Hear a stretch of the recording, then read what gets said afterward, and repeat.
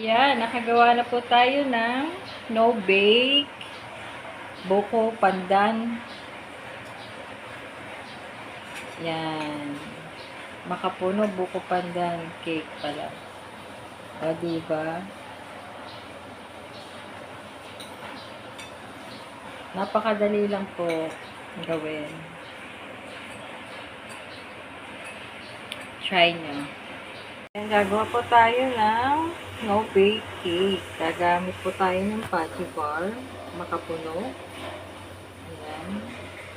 Condensed milk, evap, at saka Mr. Gulamo. Napaka-easy lang po nito. So, yan. Lalagay na po natin dito yung patty bar. Ayan. Ayan. Ilalagay po natin siya. Ipa-flatten po natin siya dito. Siyempre, tatanggalin na po yung ano niya. Ayan. Lalagay natin siya dito. Ayan. So, yan. Na-flatten ko na po dito yung fudgy bar. Bali, 4 po itong napalagay ko. Ayan. Pipisain nyo lang siya. Ayan. Medyo pipisain nyo lang yan. Ayan. 4 yan. And then, sa isang lutuan, imimix natin ang gulaman. Nilagyan ko siya ng konting tubig. Ayan. Bali, puti po itong kinuha ko.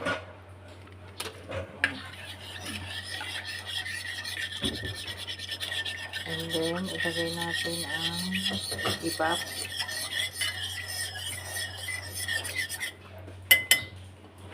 Ibap. Ayan. Maliit na lata lang po yan. Maliit na lata. Ano lang siya? Ilang ml pa ito? Basta yung pinakamaliit. Tapos, mix natin.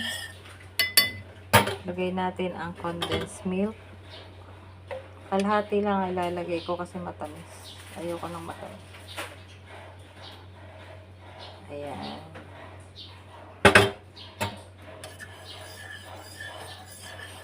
Hindi na ako maglalagay dito ng sugar.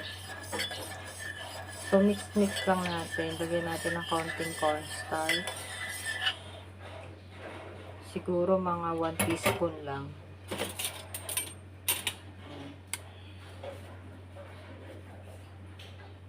Ayan, konting-konti lang. Cornstarch. Ayan, mix-mix natin.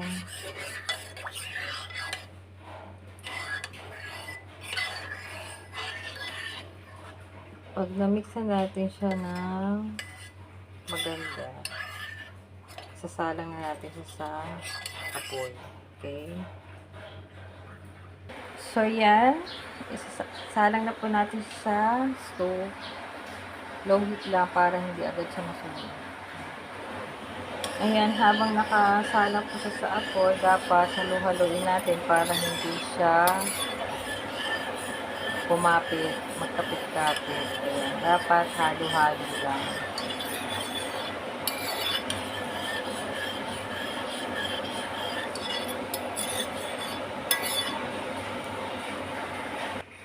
So, yan. Medyo malapot na po ang ating mixture. Ayan. Konti pa po at pwede na po natin siyang ibuhos sa ating fudgy bar.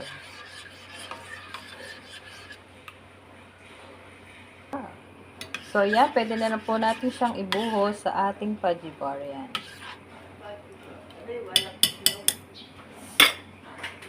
Ayan. Pwede na natin siyang ibuhos. Yan. Ayan. Wait natin siyang tumigas man.